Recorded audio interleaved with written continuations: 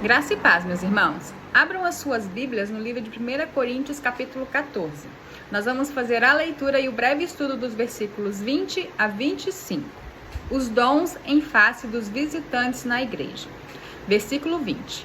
Irmãos, não sejais meninos no juízo. Na malícia, sim, sede crianças. Quanto ao juízo, sede homens amadurecidos. Na lei está escrito: falarei a este povo por homens de outras línguas e por lábios de outros povos, e nem assim me ouvirão, diz o Senhor. De sorte que as línguas constituem um sinal não para os crentes, mas para os incrédulos. Mas a profecia não é para os incrédulos, e sim para os que creem. Se, pois, toda a igreja se reunir no mesmo lugar e todos se puserem a falar em outras línguas, no caso de entrarem indoutos ou incrédulos, não dirão, porventura, que estáis loucos? Porém, se todos profetizarem e entrar algum incrédulo ou indouto, é ele por todos convencido e por todos julgado. Tornam-se-lhe manifestos os segredos do coração. E assim, prostrando-se com a face em terra, adorará a Deus, testemunhando que Deus está, de fato, no meio de vós. Graça e paz, meus irmãos. Vamos iniciar mais um estudo aqui, 1 Coríntios 14, dos versículos 20 a 25. Nós vamos tratar sobre os dons em face dos visitantes na igreja. Muito importante, meus irmãos, nós entendermos o contexto ao qual Paulo está tratando com os irmãos de Corinto. Quando nós pensamos em visitantes aqui no Brasil em 2026, tratam-se de pessoas que não são membros de determinada instituição religiosa e que vieram participar do culto e conhecer a igreja. Muitas vezes já são cristãos e estão distantes da sua igreja sede. Outras vezes estão no processo de conversão e busca espiritual. Mas e naquela época, como era a realidade da igreja e quem eram os visitantes? A igreja não tinha a infraestrutura organizacional e institucional que tem hoje em dia. Eram encontros nas casas de forma orgânica e muito simples.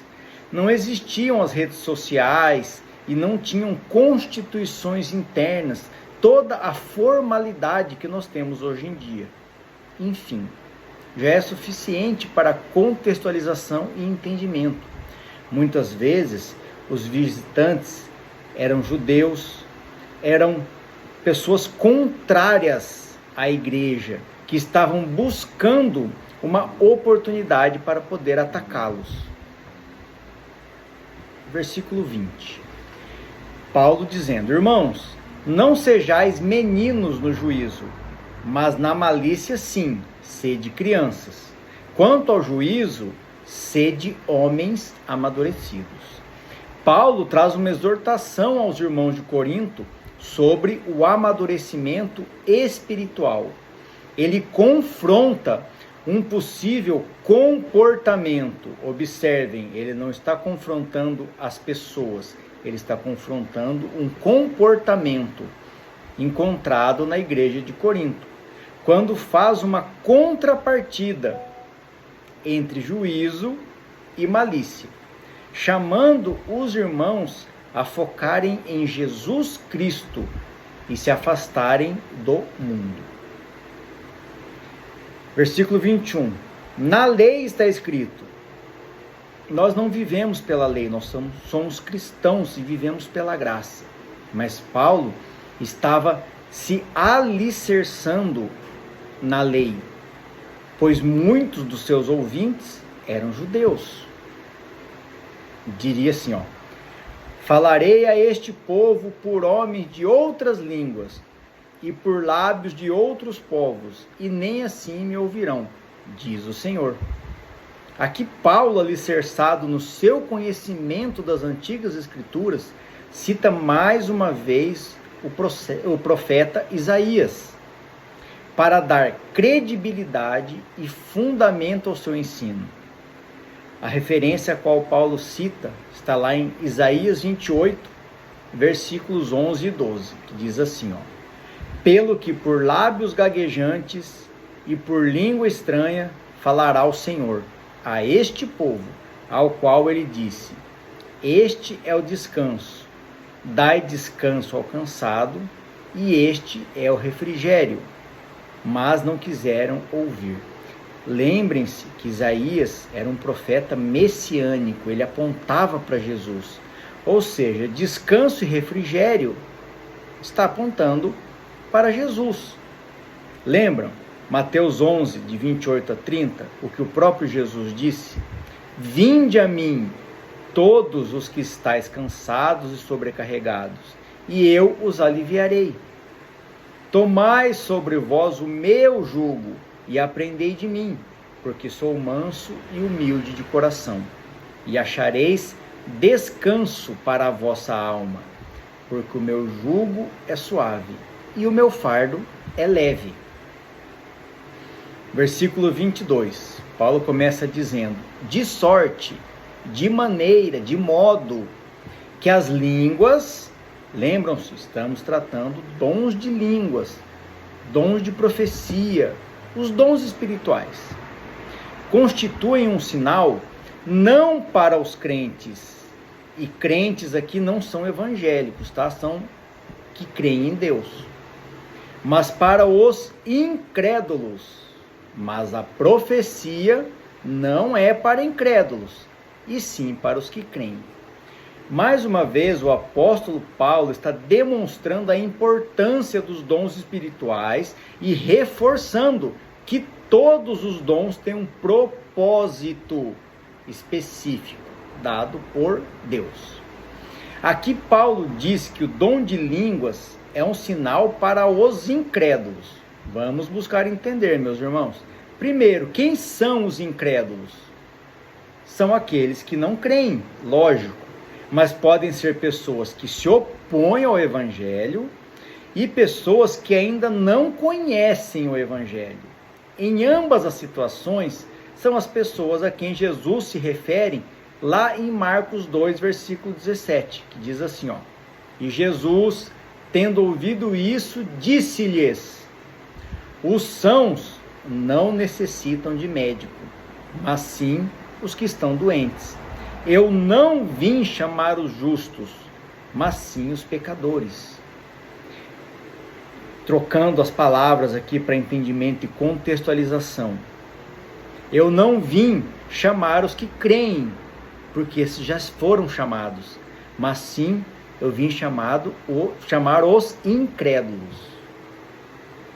Por diversas vezes, nós já confrontamos líderes religiosos profissionais. Líderes religiosos profissionais são aqueles que estão, de acordo com a lei e com o direito aqui no Brasil, à frente de instituições religiosas. São as pessoas que respondem pela instituição. E nós confrontamos eles com a seguinte frase: a igreja só prega o evangelho dentro da igreja. Para quem já conhece o evangelho, qual que é o objetivo disso? Não generalizando, tá, meus irmãos? Existem sim muitas igrejas missionárias focadas na evangelização, mas infelizmente não é a maioria. E esse não é o mandamento de Jesus sobre o evangelho e nem a função da instituição da igreja. Chegamos a ouvir de um pastor que todo mundo que precisava ouvir o evangelho já ouviu, já foi chamado. E quem não veio é porque não quis. Isso é um absurdo, mas é a mais pura e triste realidade em muitas dessas instituições, dessas denominações religiosas. Mas vamos manter o foco aqui em 1 Coríntios 14. Beleza, então o dom de línguas é um sinal para os incrédulos? Maravilha. Então basta eu chegar para o incrédulo e soltar um rachalabaquara, que ele vai entender o sinal. Seria até engraçado se não fosse trágico, meus irmãos. Obviamente, não é e nem pode ser isso. Vamos buscar mais uma vez a resposta na Bíblia. Não acredite em mim, tá? Abra sua Bíblia e veja se está escrito lá mesmo isso. Atos 2, versículos 3 e 4. E apareceram distribuídas entre eles línguas como de fogo, e pousou uma sobre cada um deles. Todos ficaram cheios do Espírito Santo e passaram a falar em outras línguas, segundo o Espírito lhes concedia e falassem. Opa, então está escrito aqui que lá em Pentecostes, em Atos 2, todos que estavam lá começaram Rachalabaquara, off the king, the power, rolavam pelo chão, passavam o terno um no outro e caíam por tudo lá, batiam palmas, sapateavam. É isso que está escrito aqui? Não, não é isso. Mas sempre tem aquele que pode vir, tá vendo? Eu sabia, tá escrito língua de fogo. Isso é mistério, é canela não sei de quem, é vaso sabe-se lá de quê. Esse é o famoso pão e circo, que nós já estudamos também, que nós encontramos em muitas das, entre aspas, igrejas hoje em dia. Enfim, não acreditem em mim, vamos buscar a resposta na Bíblia. Muitos pregadores se detêm aos versículos de 1 a 4. Mas o que aconteceria se nós continuássemos lendo? Atos 2, veja na sua Bíblia, de 5 a 11. Ora, estavam habitando em Jerusalém judeus, homens piedosos, vindos de todas as nações debaixo do céu. Quando, pois, se fez ouvir aquela voz, afluiu a multidão, que se possuiu de perplexidade, ou seja, eles ficaram surpresos, admirados, porquanto cada um os ouvia falar na sua própria língua. Então eles estavam entendendo o que eles estavam falando. Estavam, pois, atônitos e se admiravam, dizendo: vede, não são porventura galileus todos os que aí estão falando? E como os ouvimos falar cada um em nossa própria língua materna? Somos partos, medos, elamitas, e os naturais da Mesopotâmia, Judéia, Capadócia, Ponto e Ásia, da Frígia, da Panfilha, do Egito e das regiões da Líbia, nas imediações de Cirene, e romanos que aqui residem, tanto judeus como prosélitos, cretenses e arábios. Como ouvimos falar em nossas próprias línguas, o que eles ouvem? As grandezas de Deus. Eles estavam admirados, pois entendiam tudo que os discípulos, os apóstolos estavam falando sobre as grandezas de Deus. Meus irmãos, lembrem-se, todos os dons concedidos por Deus, através do Espírito Santo, têm um propósito. Foquem no propósito, meus irmãos. Vejam a segunda parte do versículo 11 de Atos 2, que diz: como os ouvimos falar em nossas próprias línguas a grandeza de Deus. As grandezas de Deus, né? Entenderam o propósito? O sinal do dom de línguas é um mistério para os incrédulos, pois eles não entendiam como isso era possível. Por isso é um mistério. Mas e por que esse sinal não é para os crentes, para os que creem? Simples. Porque para nós que cremos em Deus, nós entenderíamos facilmente que esse é o agir do Espírito Santo. Vamos continuar o estudo. Agora, a segunda parte do versículo 22, onde Paulo diz: mas a profecia não é para os incrédulos, e sim para os que creem. Lembrando aqui, o estudo, nesse caso, ele é uma sequência. É muito importante que a gente venha vendo passo a passo, para que a gente tenha um entendimento. O que Paulo está querendo transmitir? Nós já fizemos outros estudos anteriores a esse, explicando o que é a profecia, os tipos de profecia, propósito da profecia, enfim. Por quê, meus irmãos? A resposta também é bem simples, se nós focarmos no propósito do dom da profecia. Vocês se lembram dos estudos anteriores? A profecia é uma mensagem divina inspirada. Então, quem está falando está sendo inspirado por Deus. Focada com o propósito, com o objetivo em edificar, exortar ou consolar, revelando a vontade de Deus. Se o indivíduo não conhece ou mesmo não crê em Deus, a profecia não vai cumprir o seu propósito na vida dessa pessoa. Lembre-se, meus irmãos, foco no propósito. Versículo 23. Se, pois, toda a igreja se reunir no mesmo lugar e todos se puserem a falar em outras línguas, no caso de entrarem indoutos ou incrédulos, não dirão porventura que estáis loucos? É exatamente assim. Chegamos em determinadas instituições religiosas e nos deparamos com um cenário de total desordem. Pessoas falando coisas que ninguém entende aos gritos, outros batendo palma e sapateando, mais uns rodando, pulando, gente caindo pelo chão. Na sua opinião, isso te remete a Jesus Cristo na cruz? Ou te parece realmente um bando de loucos? Não estou aqui para julgar ninguém. Cada um que julgue a si mesmo. Mas lembre-se, meus amados irmãos, um dia todos nós prestaremos contas a Deus. E se esse dia fosse hoje, você estaria preparado? Versículo 24.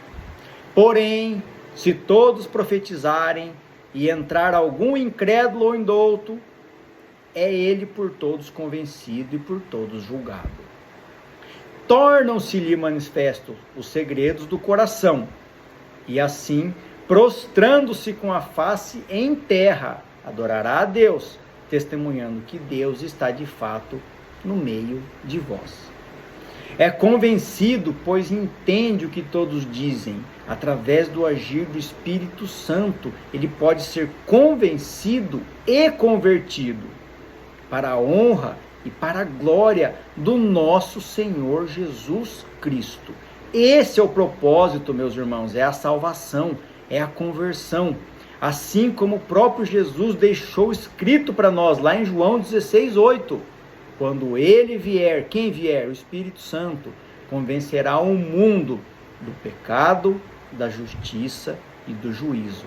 Eu vou deixar um versículo aqui para reflexão de vocês. É Isaías 6, versículos 9 e 10, que ele diz bem assim, ó. Então disse ele, vai e dize a este povo. Isso é Deus falando para Isaías. Ouvi e não entendais. Vede, mas não percebais. Torne insensível o coração desse povo. Endurece-lhe os ouvidos e fecha-lhe os olhos, para que não venha ele a ver com os olhos, a ouvir com os ouvidos e entender com o coração, e se converta e seja salvo. Que tudo, meus irmãos, seja feito para a honra e para a glória do nosso Senhor e Salvador Jesus Cristo. Amém.